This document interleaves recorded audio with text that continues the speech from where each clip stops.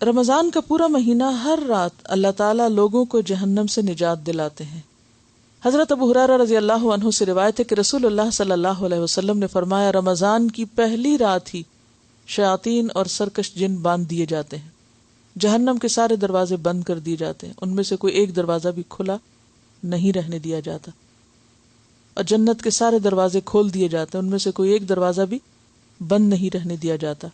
اور ایک منادی کرنے والا فرشتہ اعلان کرتا ہے، اے بھلائی کے چاہنے والے آگے بڑھ، یعنی دیر نہ کر، اور اے شر کے چاہنے والے رک جا۔ اور رمضان کی ہر رات اللہ تعالیٰ لوگوں کو جہنم سے آزاد کرتے ہیں، اسے ابن ماجہ نے روایت کیا۔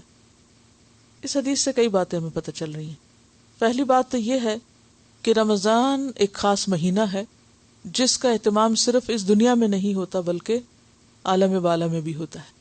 اور عالم بالا میں رمضان کی جو ایک قدر و اہمیت پہچانی جاتی ہے وہ کس سے،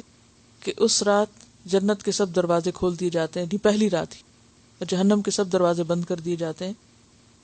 اور پھر خاص طور پر